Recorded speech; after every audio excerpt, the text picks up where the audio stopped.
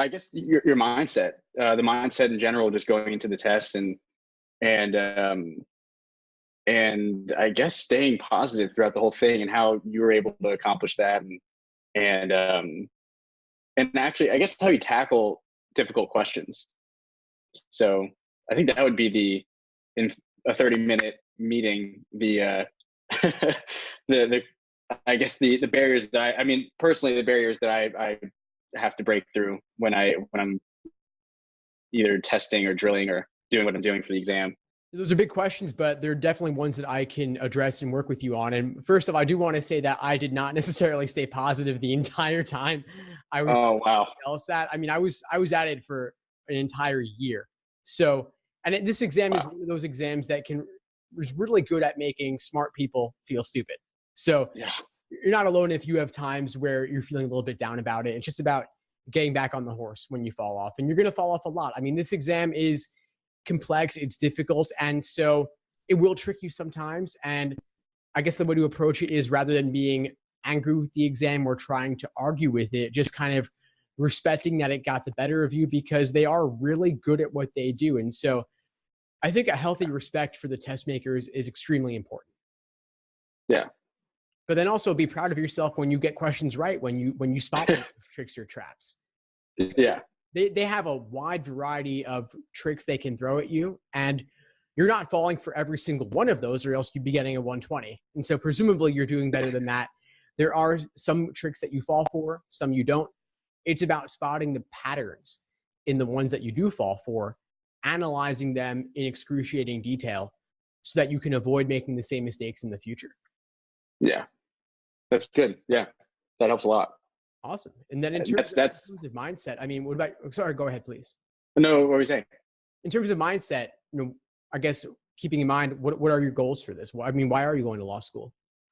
I guess I got interested, through a couple different avenues. I was producing content for Cheech and Chong, and I got into the world of cannabis, and I became friends with some cannabis lawyers in LA, and they kind of convinced me to go down that path, since it was going to be, it's becoming like a popular market for Los Angeles and for especially the West Coast. But I got into that, and then I thought, well, I have this strong entertainment background, so I might as well have options, either entertainment or cannabis. I'm just not really sure yet. I guess those are like champagne problems. I guess the first step is like overcoming this test and getting through it, and then making that decision, I guess, along the way, or however it's made. I'm not sure even how one makes that decision. Like, how do you decide? Do you go to law school and say, I'm going to practice this kind of law? I mean, I have family members who are lawyers, but I was too young for them for I guess, to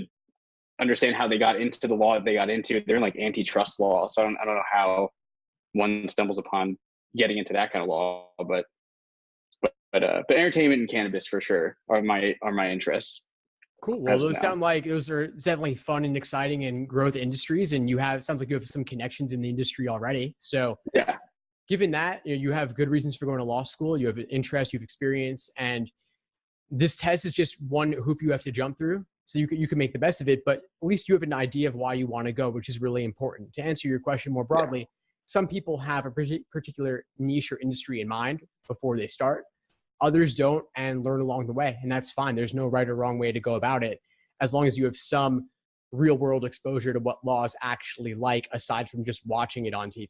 And it sounds like you have more than that. So, and some lawyers. So definitely talking with lawyers about this before going in is a good thing to do, just to get a sense of what it's actually like. Like, it's not always, impassioned courtroom speeches, but it sounds like you know more about it than that. So I think at least your head's in the right place on it. Yeah. They're telling me that it's just a lot of driving around from location to location and meeting with people and I guess just dealing with cannabis in entertainment. From what I experienced, I did a lot of clearance work.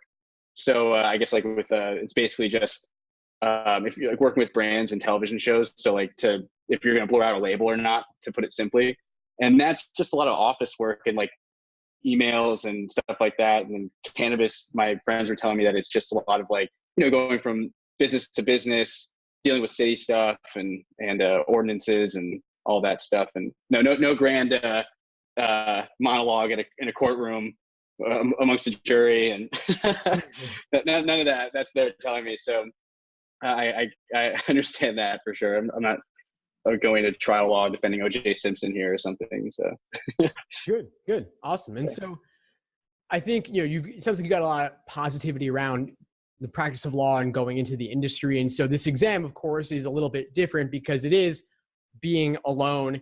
The exam is not the most entertaining exam, although it can be once you understand it better. And so I think it's about, in a way, finding the fun in it and finding the ways that the kind of the tools you can use to break it down. Because there's a certain fun involved in breaking it down. Like we said, like spotting the traps, like dodging them like a ninja. And then there's also deconstructing the exam too, because there's layers upon layers upon layers. And so if you can have some fun breaking it down, that's really important to do as well. Yeah. The that idea going in. Yeah. The logical, like the reading comprehension is not that much of a challenge for me. I mean, it's not out of the sections. It's definitely the one that it's not easiest for me. It's all difficult, but it's just, I read it and I retain as much as I can and that, but the struggle definitely comes from logical reasoning and the logic games and what you're saying before, deconstructing it. And I see it. I see that there's something there, but there's certain things I'm just not grasping yet. And that's the most difficult part for sure for me right now in my struggles. So how many games have you done?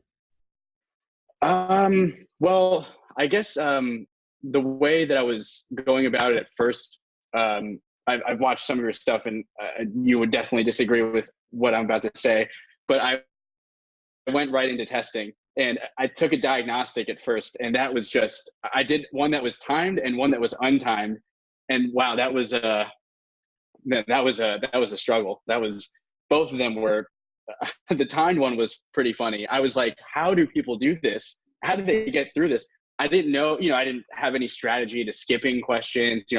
I found myself stuck on a question for 6 or 7 minutes in logical reasoning. And it was just, it was a nightmare. And then I got through it and then I did an untimed one, but both were not desirable scores. And I did that at first. And I probably in total have done about maybe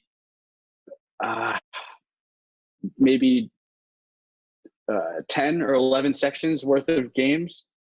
And then for logical reasoning, that times 2, I guess. So. Okay, good. So it's good enough to get a sense of the variety of things that are tested on this exam. Yeah. That's a start. But it's funny because that's a lot of work. No joke. I respect that. It's, if each section's 35 minutes and maybe you spent a bit longer on it, that's hours of work. Oh yeah. Like one game once took me like 50 minutes. I was like, how do because I'm not understanding the language. I wouldn't understand that all means any. Like any and all mean the same thing. So I'm just like, well, if any, like, I mean, at least one. It's like, no, but any and all mean the same. So I'm like stuck on one question for 10 minutes, and I'm just going back to it. It was, the beginning was definitely a disaster, and then listening to you, I was just like, okay, I need to research some stuff and learn how to do these things. And there's definitely a method to all of this stuff, and I need to learn that before I get into anything else. I stopped what I was doing. It was about a month of that, and I stopped immediately. So. Good. So you do need a plan of attack. Like you can't just do exam after exam and measure your results. So it's good that you're slowing down and going to go about it more systematically in the future. But it's also good that you got some exposure and you didn't burn through all the exams. You did like maybe 10 or so altogether, which is a good start. But then nice thing is there's nearly 100 released exams. Yeah. And some lawyers, so that they do lots of paperwork, countless hours with those books. And it's the same thing with the LSAT. The LSAT's good training just in terms of the endurance of how much you go through. And so the patterns in games, the patterns in logical reasoning, because the LSAT is, like I said, it's pattern recognition, seeing the traps and seeing what types of things they're talking about, what they're asking you, so that when you see it on test day, it won't be your first time interpreting that method of reasoning or making that kind of logic games diagram. It's more like, oh, this relates to that other game I did a little while ago. So you have it built in, kind of like someone who drives, if you're parallel parking, to reinvent the wheel and parallel park for the first time on a busy New York City street is going to be pretty brutal. Much easier to do it dozens and dozens of times in an empty parking lot first, right? Yeah. No, exactly. Yeah. So it's the same thing. And so just kind of part of the fun to me, especially with games, it's nice in a way that reading comp you're already pretty good on, because that's the hardest section to improve significantly upon. Games is the most unfamiliar at first, but is actually much easier to improve upon because it's so unfamiliar. So just do dozens of games, see their patterns, do them by type at first, then in mixed sections. But you'll see those patterns and see how they relate. And so when you're setting up a new one, you're not reinventing the wheel. That's what it comes down to. Yeah. But that can be fun to see, oh, this is that kind of game. This is this kind of diagram. And then if you really want to have some fun with it, I was talking with a student earlier about this, writing your own logic games can be a lot of fun. Oh God.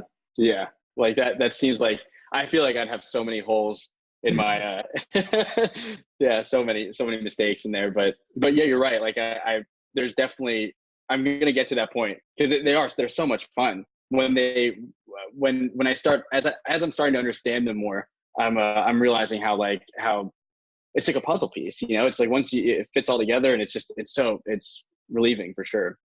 It's a lot of fun. It does fit together. And of course there are holes at first, but then filling those holes is part of your learning process.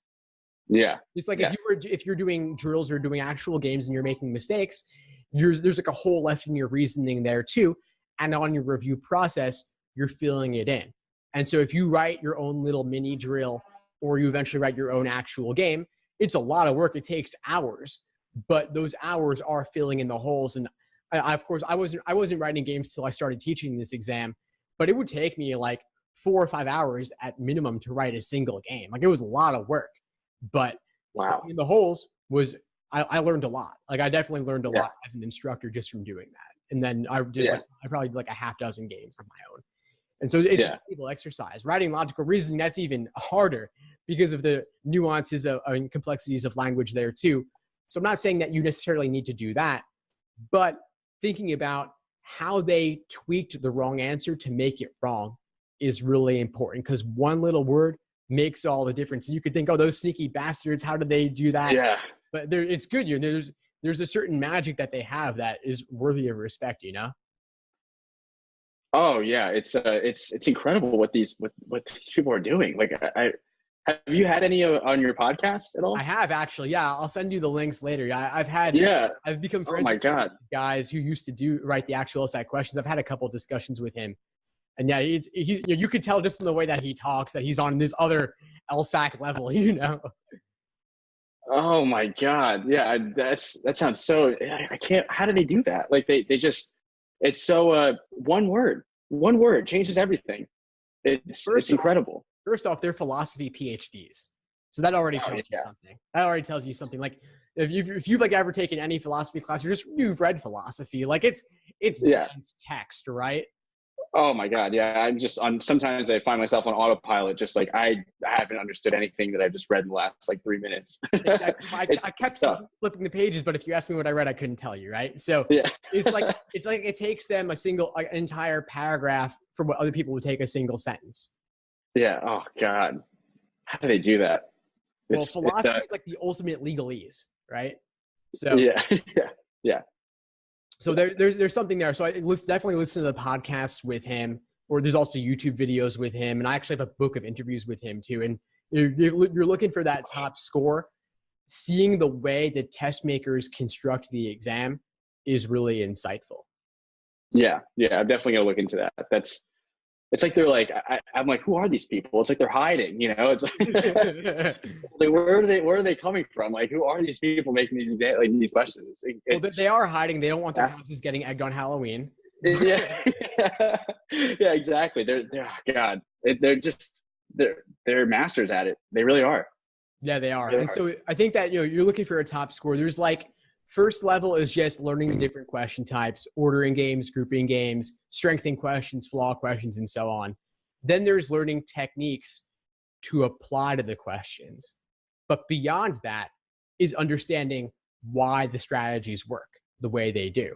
And that involves some of the formulas underlying sufficient assumption questions or parallel questions or inference questions, and then kind of reverse engineering those patterns and those formulas. Like I always liken it to back in math class. I remember like high school math, they have the textbook where they tell you how the formula is derived.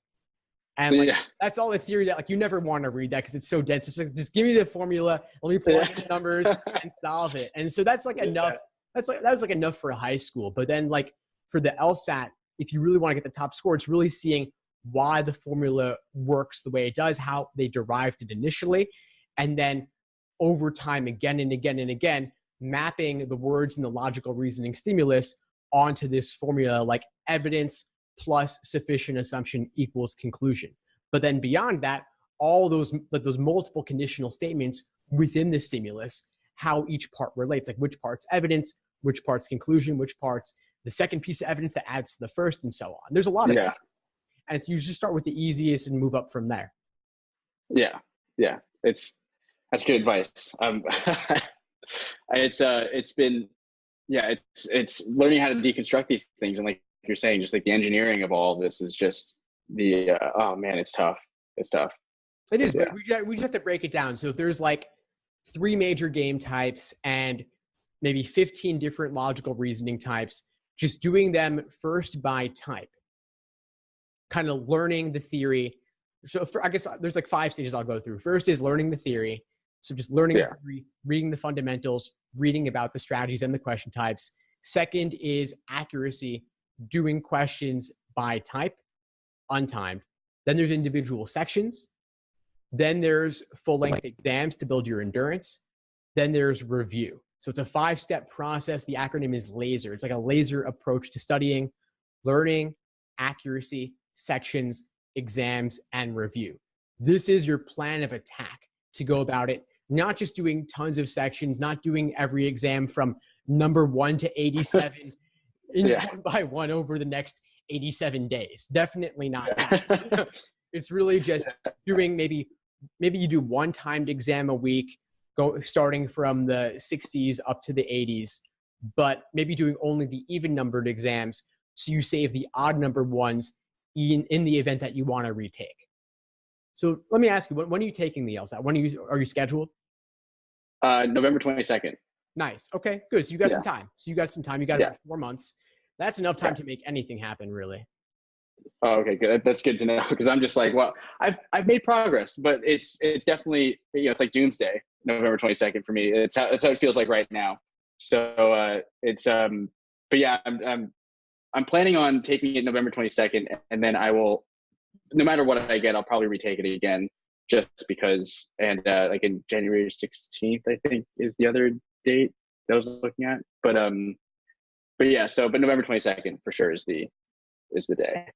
Nice, awesome. So you have enough time to slow down, just go through each of these 5 phases, start off just learning the basics and doing some untimed questions by type, then move into the timing after you give yourself the chance to learn the fundamentals. And like I said, definitely you do want to save a handful of recent exams for potential retake. And retaking is worth it because law schools don't average multiple scores. They only take the highest. And even if you didn't improve your understanding at all, through luck alone, you could do 3-4 points better. And that opens more doors too. And if not, no big deal. Yeah, that's good. That's hopefully that happens. Or hopefully I score well on the first one, and then, I could just use that score and move on. But I'm hoping. I really am. And you would suggest learning the basics, obviously, which is, do you have any sources? I mean, I know you have stuff. I want to do your games, like, 'cause I know that you offer $1,000 to find the if exactly, to find the flaw. any mistakes in them. Yeah, there's no mistake.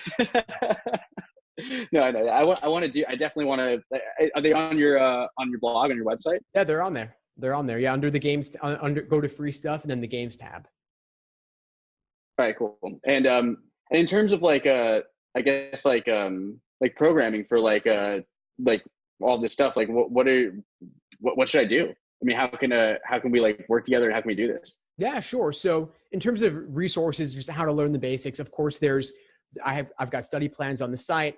I have full courses as well. The courses involve on-demand video as well as live online classes. So those are opportunities to learn the basics. And then, of course, there's also all the released exams. There's 87 numbered ones, a handful of unnumbered ones. Those are the best practice material that you could have. If you're interested in continuing with me for one-on-one coaching, we could certainly discuss that as well. I'm happy to do that. And it's really about hitting the books over the next 3-4 months to make it happen. Yeah. Any suggestions on books, or do you have any books, or you write anything? I have some guys. They're pretty bite-sized, though. I'm not into writing the 500-page textbooks. If you're looking for that, though, there are some great ones out there. I mean, there's the Power Score Bibles. There's the LSAT Trainer. There's Ellen Cassidy's Loophole in Logical Reasoning. Those are all really great resources as well. And I can send you links on those if you have trouble finding them or want the exact thing. I just read the Power Score Logical Reasoning Bible. I just finished that. And it was good. It helped a lot. It really did. It was interesting. And you think what do you think the LSAT Trainer is better than the Power Score Bible, or do you think like what are your thoughts? Different. I mean, at a certain level, if you're using niche LSAT materials, meaning you're using materials from a boutique company that specializes in the LSAT, then you really can't go wrong, and it becomes a matter of personal preference. Like I wouldn't use Barron's or LSAT for Dummies or anything like that. But once you're at the level of using Power Score, LSAT Trainer, or like the Loophole book, like they're all good. It's just a matter of picking and choosing what you like from each, but neither one's right or wrong. They each have their pros and cons. I mean, if you've gone through the Power Score, you may agree. I'm curious to hear your take on this in terms of potential over categorization of different questions. I feel like that's where they go. Yeah. I think, and you'll notice that especially if you do their games book. Oh, I haven't checked their games book, but for sure felt that way with the Logical Reasoning Bible. I was like, I guess like they had like I looked at your cheat sheet, and it was just so much more comprehensive than what they were doing. I mean, they had like must be true, assumption, like they like all these like all these things that were put together, and I was just like, how do they? It was just it was an over categorization of the question stems and the question types for sure, and it was still a good read, but definitely for sure. Yeah, so insights you like from one, you leave the stuff that you don't like, and so that's why I think reading multiple sources is good, and you can just learn more from each. If a book gives you one insight, it was well worth the purchase price and the time invested. Yeah. What would you suggest? I guess in my case, what would you suggest? So learning the basics. When would you suggest in my time frame to start taking untimed exams or timing and all that stuff? I would say give yourself at least a few weeks to learn the fundamentals. And then after that, start integrating one timed exam per week or so. And that could be one a week. That could be one every 10 days. And then you increase frequency up to become one per week if you're not there. Okay. If you're not there at the start. But one per week is good enough, especially over the course of 2 to 3 months. That'll let you get 10, 15 exams under your belt. And I do recommend ideally a minimum of 10 timed exams. Yeah. That way, test day is just another practice test. Yeah, that's true. That's true. And okay, I guess what is your mindset when you approach a question? This is like one thing that it's so hard for me to get over right now, or it was, because I've stopped drilling and stuff like that, or taking or time sections or something like that. But when you come across a question that is just, you just look at it and you're like, there's no, like, especially for time, like, do you just completely skip it and immediately like, okay, I'm not gonna mess with this question right now? Or yeah, I do. I would flag, typically in logical reasoning, I might flag 3 or 4 questions that are just too tough to deal with in the moment. Maybe I don't like the topic. Maybe it's a really long parallel question. Maybe it's too abstractly worded and it's not clicking for me. I'll just flag it and come back to it later. And on the digital LSAT, that's really easy. They actually have a flagging tool, a flagging function on the digital LSAT so that you can see Oh, at wow. a glance all the questions you flagged, and then just with one tap of the stylus, go back to that question. Really cool. Do you think they're going to, I guess, like, do you think they'll lower because it sounds like the digital LSAT saves minutes for people, which is obviously crucial. Do you think they'll compromise? They'll just say, okay, now the time sections are 30 minutes instead of 35. No, they're not going to change the timing. And you're right that you do save time because of the being able to jump around, being able to flag things, and the bubbling. The bubbling is the biggest time saver. Rather than spending gridding in like an oval with a number 2 pencil, you bubble by tapping your stylus. Oh my God. So with 100 ovals, 100 bubbles, that does add up. Wow. That's a time saver. That's awesome. I mean, but there are also like some downsides to the digital LSAT. Like you can only see one question at a time. You can't see the entire reading comp passage at once. So I think it kind of becomes a wash. Yeah, that's true. I can see that being, because you can just like skip a question, go back. Yeah, it's like you can see what you're. Oh, would you suggest reading the question stem first, or no? I think it doesn't matter. It's a great question.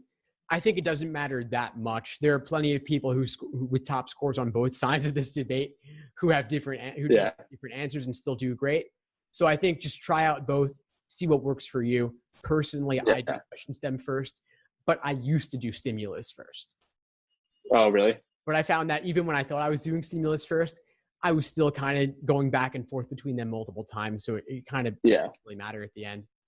I would say that, like, I mean, that reading the question stem would, especially for logical reasoning, it would help most because you know what you're looking for immediately. Exactly. That's my thought too. Yeah. So it just seems that, instead of reading the question, I mean, you can come up with an answer on your own. You can do all these things if you read the question stem first, you know exactly what you're looking for. I mean, it seems like the most sense, but then I see these ridiculous debates on Reddit that are just like, oh, don't do it, and then in the super prep book, they're like, don't read the question stems first. But I mean, so I'm just like, I don't know who. So I'm just, getting your opinion on that is definitely helpful since you're a top scorer and you say that you read the question stem first, and it's more comfortable for me. So I wasn't sure if I was doing the wrong thing and if I shouldn't be comfortable doing it, or if you do it, then it's definitely for sure a thing and not just. Well, to me, what matters most is that it feels most comfortable for you. Yeah. If it feels comfortable, if it feels natural and you're doing well, then there's no reason to do anything other than that. Yeah. Okay. That's good. That's good to know. That's for sure good to know. Well, we covered a lot. We covered a lot here. What would you say is the biggest insight you got from our session today? I guess, laser. Nice. Laser for sure is definitely something that is going to stick with me for my duration of my studies. And it's and just your insight in general about learning the methods first, your parallel parking analogy. I'm going to remember that for a very long time. And it's just, rest assured that I need to learn these things first. And then, and once I do, then seeing the engineering of all these questions, then I'll be better off that way instead of just going off and doing time section after time section or timed exam and digging myself into a deeper hole of the verbose confusion of these people writing the questions and stimulus and stuff like that. But yeah, definitely your insight for all of this is super helpful for sure. And I'm gonna look at your logic games and your explanations and all these things too. That will help a lot, I'm sure. So great. I'm really glad to hear it. I'm glad to hear it was helpful. Now, you asked about working with me going forward and using my resources and such. Do you have any questions on where to start with that? I guess I wonder what would be best for me if your courses. Send me a link to all this stuff, and I definitely am interested in. I need to I need to see how you do these things, how you break problems down, and how you just work through each question, or the tough ones especially. Great. And then then also I have the study plans, detailed day-by-day study plans. There are some on the website that you can go out and check out right now. Then there are also, with the course, I have a special version of those that helps you use the course lessons in conjunction with the articles on my site and the video lessons inside the course as well. You could relate the chapters of like the logical reasoning or the games to what you're doing as well with the prep tests. Awesome. Yeah. And the courses in the city, where are they? Are they in Brooklyn, or are they? They're in Brooklyn. They're at my office in downtown Brooklyn, right near, it's kind of fairly close to Atlantic Barclays, right across from City Point. Yeah. Cause dude, your information is so, it's so great. I mean, especially with all the other people, as I researched the other people out there, and it's, yeah, I think at least you seem like the most comprehensible, like in my opinion. So it's just like someone that it should, and if the live courses, the quality is there. Thank you for inviting me to it and having me there and stuff. It's definitely something I'm interested in, and whatever I can do to improve. Thanks, man. Yeah, I really appreciate it. I'll send you details now, and I'll look forward to meeting you in person. Thank you. Yeah, no, this is incredible. Thank you. Thank you so much.